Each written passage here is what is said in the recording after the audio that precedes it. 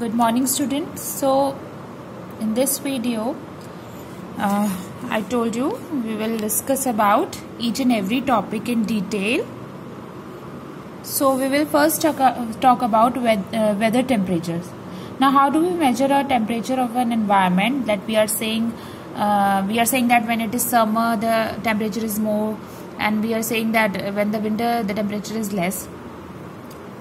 In the early morning the temperature is low, that's why we feel cold, and in the afternoon the temperature is high, so we will feel very hot. So we feel very hot. Okay, now how do we know how much is the temperature? So for this we need a device called maximum and minimum thermometer. So these are the special type of thermometer which are designed to measure the temperature of the environment. Okay, and you all know what is thermometer. It is like a glass tube which has a mercury inside it, and it has a scale which is graduated the values, and when we put it in our body it is the temperature of our body. So that thermometer is called clinical thermometer. We have learned about it in the previous lesson. Now we often use that we fall ill when if we have fever and we have to measure the body temperature. This is also the thermometer, which is consists of a glass tube and graduation on it which note the temperature of your body, but the mercury is not there. So that type of thermometer is called digital thermometer. Okay, now the thermometer which is used to measure the temperature of the environment, that is called maximum or minimum thermometer. It has two scale. The normal thermometer have one scale, but this kind of thermometer has two scale. The glass tube is U-shaped. What is the specialty of this thermometer? Because it records the highest as well as the lowest thermometer. So let us say if you want to know what is the highest temperature of a particular day and what is the lowest temperature of the particular day, this thermometer would be your best choice. Okay, so in these thermometer the mercury is not there, it is replaced by the alcohol. The property are the same, that's why alcohol is used, but and at the same time it doesn't have a disadvantage which is there in the case of mercury. So basically this is how the construction of maximum and minimum thermometers are. So if you look at these two separate scales, you can very clearly see that in one scale there is an increasing order. Here on this scale, the more the column moves up while measuring temperature, what would happen if those high in this scale? So if in this scale when the value is going up, the value is actually decreasing. Okay, and in this case when the value is going, means it is increasing, not decreasing. Okay, so two temperature scales is called maximum or minimum temperature scale. It exists, one record maximum temperature and another record the minimum temperature of the particular day. Okay, so you can have a close and the terminal ends of the thermometer, they terminate the sealed glass bulbs, and the two different scale, one is measuring the maximum and there is measuring the minimum temperature of the scale. Now the question is, what causes temperature variation? Why the temperature changes so frequently, and even within the one day the temperature changes between or it changes with the season also. So what causes with the change in the temperature? So let's see what is the cause of behind the change in the seasons. So keep the scenario, this is the sun, and we all know that Earth is just one planet which revolve around the sun. Even all other planets revolve around the sun on a particular orbit. Let's say this is our Earth, and Earth is revolving around the sun in this orbit. So this line shows the orbit in which the Earth revolves around the sun. Now initially this was the initial position of the Earth. Okay, and now let us say after some time it comes to this position. first in this position and now after some time. So we just consider what can cause a change in the temperature. Now whichever part of the earth is like a sphere, you consider it as a ball. If a ball is like this, so in this part what will happen, this part will receive more heat, more light, because heat and light is coming from the sun. Sun is the ultimate source of heat and light. Okay, so all the heat and light will be towards this side. So that means this part of the sphere would have higher temperature when compared to this part of the sphere, because this part is receiving more intense heat. Okay, but when the same earth it revolving and it finally reaches to this position, what is happening? Whichever part is on this side, that is going to receive more heat and more light. So this part would be hotter. So basically, as the earth revolves around the sun, the part of the sphere which is receiving more heat also changes.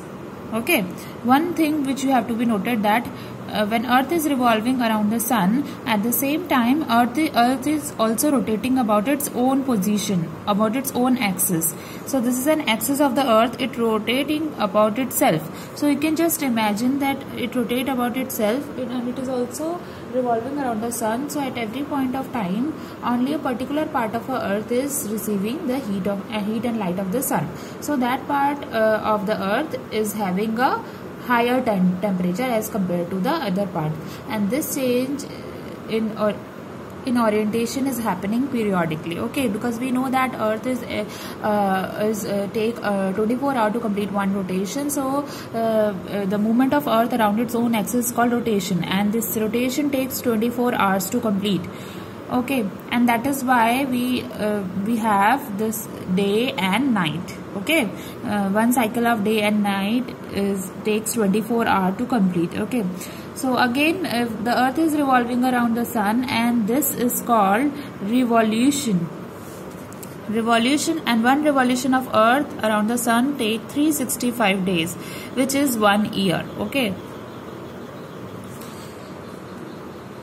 so therefore within 1 year you have a lot of variations, a lot of different season. That's because the earth is actually moving around the sun. At every point, the different part of the earth is receiving the heat and light from the sun. So that is why the variation in the temperature of as you start from January till December, there is a variation in the temperature. Okay, sometime it may be winter, sometime it may be it keeps on changing. Okay, so the temperature variation is happening due to the exposure of or a part of earth toward the sun. So the main thing which is responsible for various seasons which you have is revolution.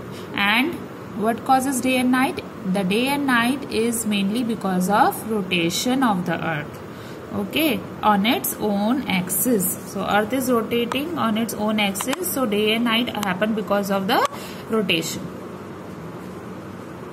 Because when earth is rotating, a particular part of the earth is receiving the heat. So this is spinning, due to this spinning of the earth, it takes 24 hours.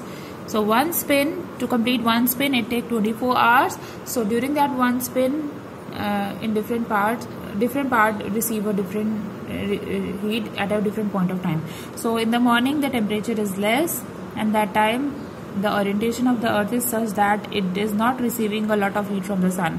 And during the afternoon, it is like the orientation is in the direct contact of the sun. That is why it is receiving a lot of heat and light from the sun, and therefore the temperature is higher. So due to the rotation, the day and night occur, and due to the revolution, the changes in the season occurs. So let us talk about another element of the weather which is very important, weather rainfall. Now we often talk about the rainy day.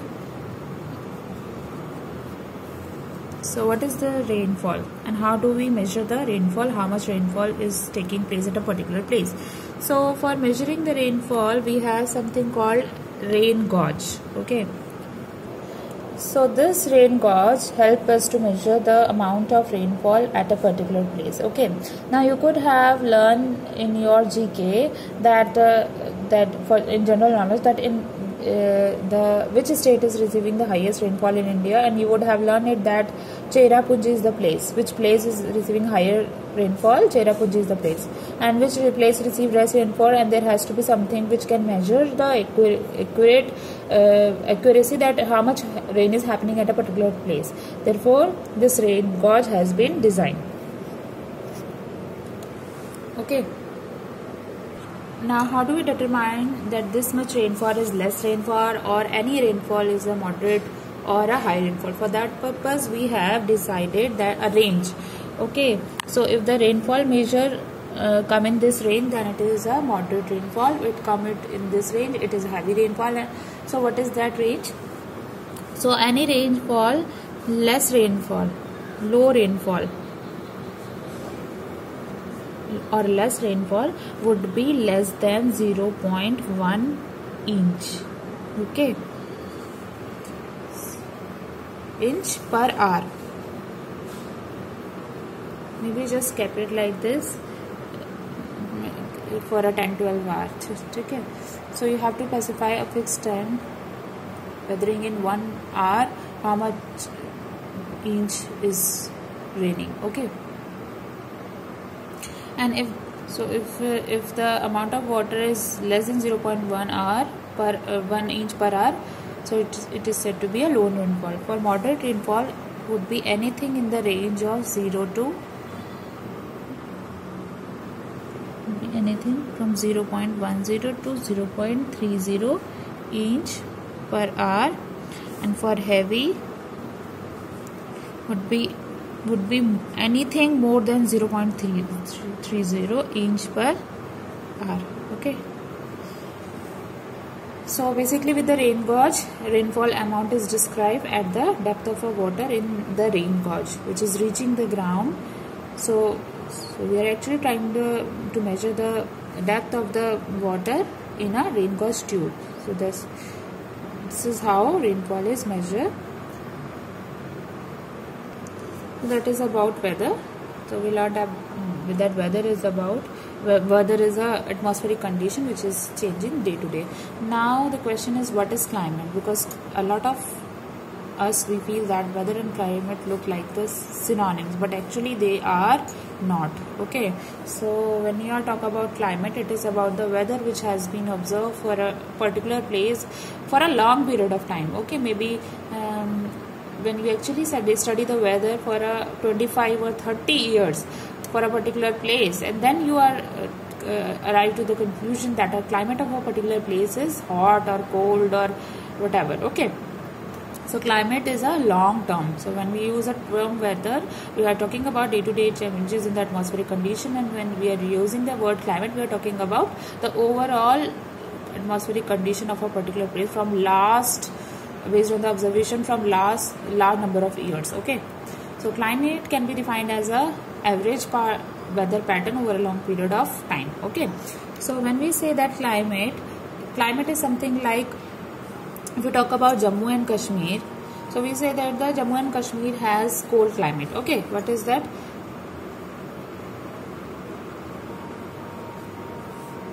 It doesn't mean that today's the weather is cold.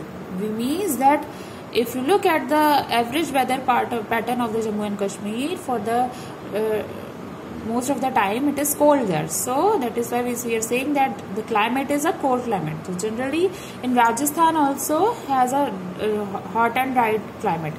Okay, and dry climate. Northeast state generally have humid and heavy rainfall. Okay, I have a cold climate and generally the area. If you are talking about coastal areas, so the coastal areas have humid climate. So all these statements which involve the climate, that means that the weather for this particular place has been observed for a huge number of years. Okay, so the weather pattern of Jammu and Kashmir, for every day it has been observed that the more or less the climate in Jammu and Kashmir cold. Okay, so then we will conclude that that the climate of the Jammu and Kashmir is a cold climate. For every location, for example, Jammu and Kashmir, Rajasthan, North state, for every for every location, we prepared a chart to see how the weather changes from time to time. For every month, how is the weather during January, how is the weather during Feb, March, and so on. So again, weather changes day to day. So even in January, you will observe that means that's how you get an idea in every month, okay.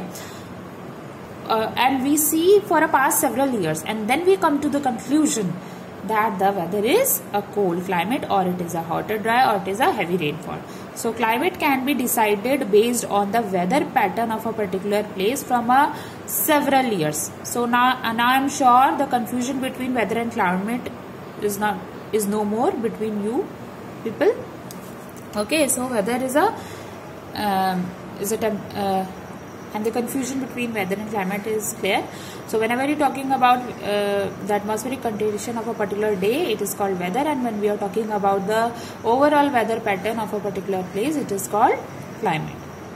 So now that we have been talking about weather and climate, we learn that atmospheric condition of different places are very much different from each other. Okay, so if you are comparing India itself, if you try to compare the climate of Jammu and Kashmir with the climate of the same Rajasthan, there is a many difference. They are many different from each other. Okay, so now how does it affect the living organism which are living in that particular area? So a particular set of organisms which are good enough to live in an extreme cold condition, only they are able to live in Jammu and Kashmir, in cold places. So those which can adapt to the whole areas, they can only stay in the hot places. So this is what we are going to discuss. That is adaptation. How different an organism adapt or adjust in a different environment for their survival. Okay. So let us take the example of polar bear. So polar bear have a thick fur on their bodies. So why do you have their thick fur? So they can, it is because they can survive in a cold condition. Okay, the fur provide warmth to their body. Fur provide, so they can very well survive in a cold condition. So if you take this polar bear and ask them to live in Rajasthan, where the climate is very hot and dry, so they tend to feel hot at every time. They will not going to live in that particular Rajasthan area or in a hot area. So this fur in the body of polar bear will provide too much heat, so the polar bear is not able to survive in a hot area. On the other way, if you look at the camel prefer to live in a hot area, because camel can live without water for a long period of time, for many days. This is because if they can take in water in a very huge amount. For example, in case of human beings, we all tend to feel thirsty over a couple of hours. Maybe when you talk more, you feel thirsty. So okay, so within a few hours you need some water. Okay, but in case of camel, when they take water, they actually drain water in a very, very large amount, and they store it in their body.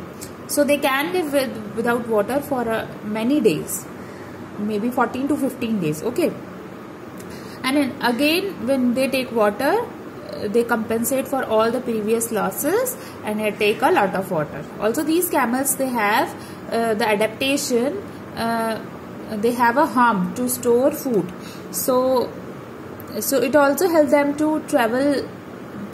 Their feet also well adapted to walk on a sand. Okay, so it is like a facilitated with all well adapted with all the properties which help them to survive in a desert area, whereas the polar bear is facilitated with all those properties which help them to survive in a polar region that is extremely cold, which is almost covered with ice.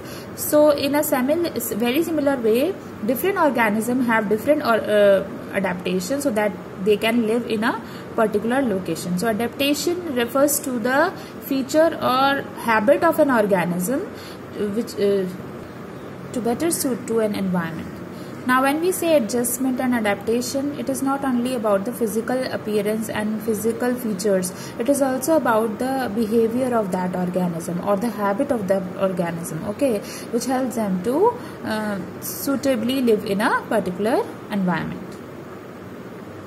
So now we will spend some time looking at the adaptation of various animals which are living in a different type of climatic conditions. So let us talk about polar bear. So when many of us might have not seen the polar bear in a reality, but we all have seen the teddy bears.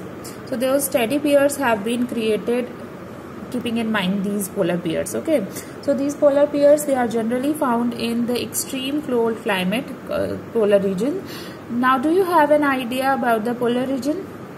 Which are the polar region?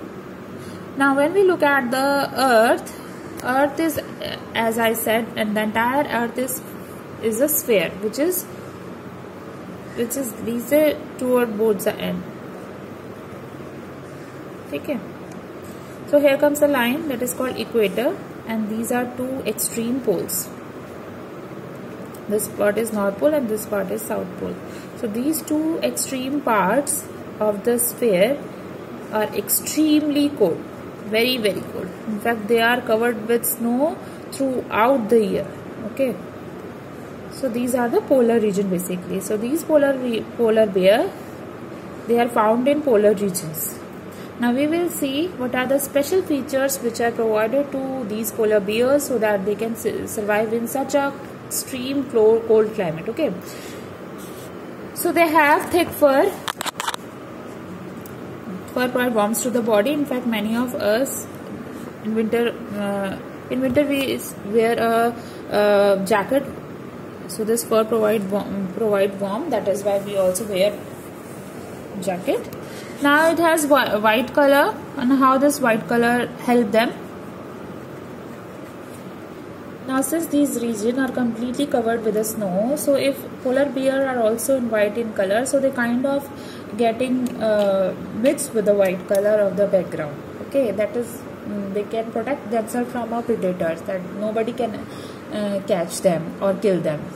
So as a kind of protection for themselves, they are white in color, which and this white color help them to stay in this polar region. And at the same time, not only for protection, it also help them to catch their prey, okay. If they are hidden in a white snow, then the other animal will not be able to recognize their presence. They are not able to see them. So it becomes easier for the polar bear to catch their prey. Fat layer under the skin. Now fat provide insulation to their body. So insulation is providing heat to the body, so it does not allow the heat from the body to go out. The heat is trapped inside the body, and that makes them to feel hot, okay. So even though in such a climatic condition, they are able to survive, okay. That's why you would have seen that the people who have fat, they do not feel cold, they tend to sweat more. That's because when you have too much of fat inside your body, they provide insulation, and a lot of heat get trapped in your body, and you can tend to feel more hot, okay. Now wide and large paws, wide and large paws. So the polar region is completely covered with the snow. So walking on a snow is not an easy task. So in case you have visited any hill station during winter season, if not, if in case when you will go sometime, just try to talk on a walk over snow. So it become very difficult to walk on a snow. So these animals have a wide and large paws, so that which give them a better grip and help them to walk over a snow. In fact, these paws also help them to swim during the summer season, because in the summer it is quite cold in the polar region also, but the body, due to the presence of fur and fat layer, they they might get overheated. So to prevent that any kind of overheating, they often go for swimming. So how do they swim? They these paws, the wide and large paws, help them to swim during the summers. They have a very strong ability to smell.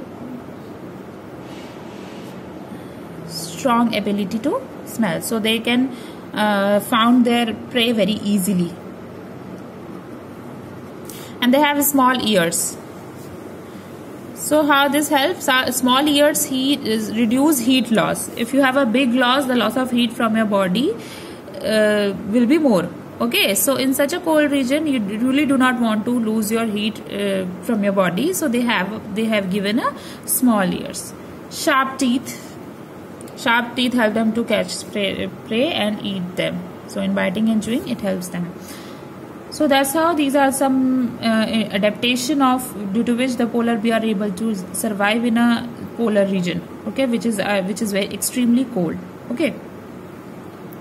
So let us look at another adaptation of a polar region, and that is of penguin. Now I'm sure all of you know what are penguins. So it is a bird. You do not see penguins in our surrounding. So they are present in such an extreme cold region. Okay. Now if you look at the body of penguin, they have so much fat inside of body. They have a thick fur. So it is difficult for these birds to survive in hot areas. Okay. So in penguins, they also have a thick fatty skin. Due to this fatty skin, it provides warmth to their body and keeps their body temperature quite high. Okay. They are white in color. The same reason white color is mixed with the white background, which is the color of the snow, and that's why help them to catch their prey and also protect themselves from their predators. Okay. So nobody can catch them. They prefer to stay in groups.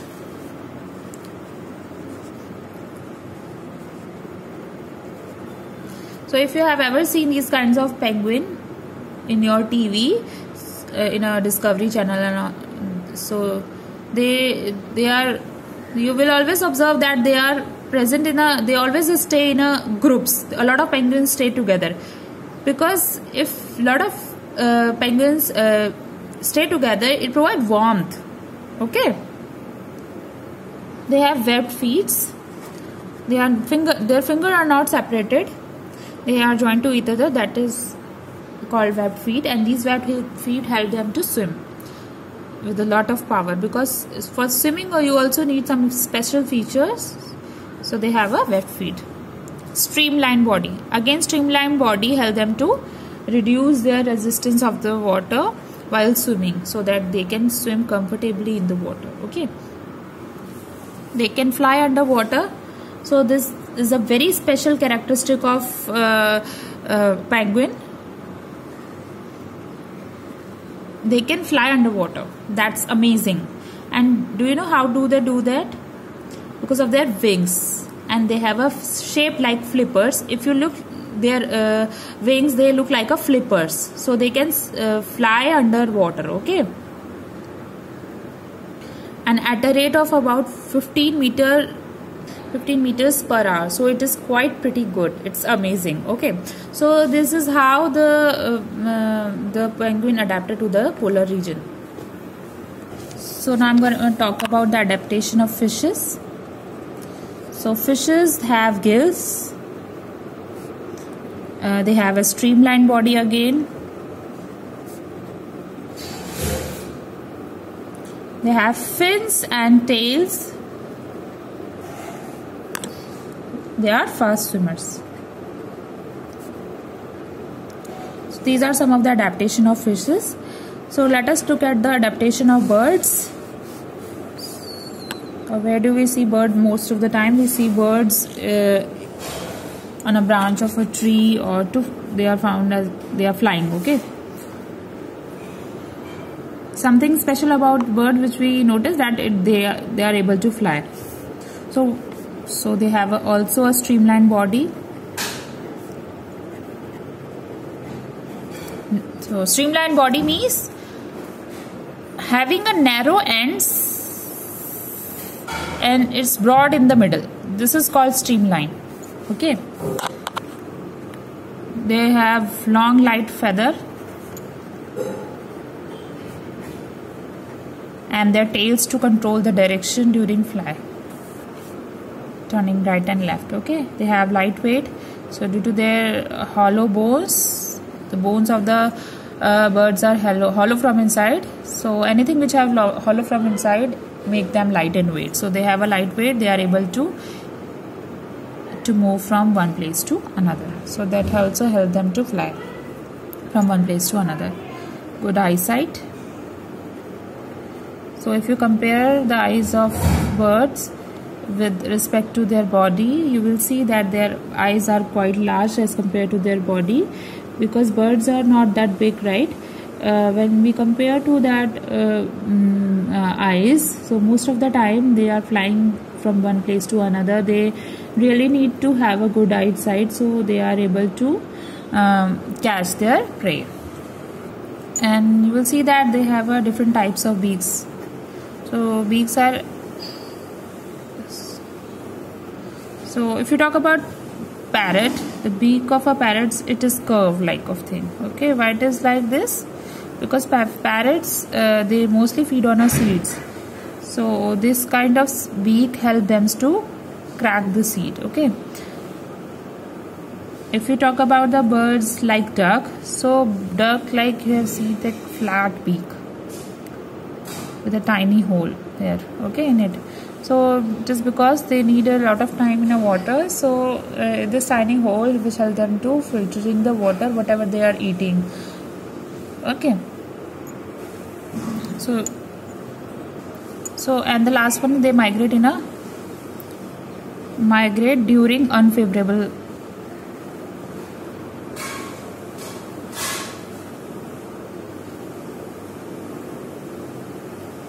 This is quite interesting. I will explain you why. It is very common in bird, however it also happen in the animals also. Now birds, what do? They whenever the environment is not according to them, it is unfavorable, so they in a group they migrate from that place to some other place to spend some time to pass that unfavorable condition. Okay, for example, let us say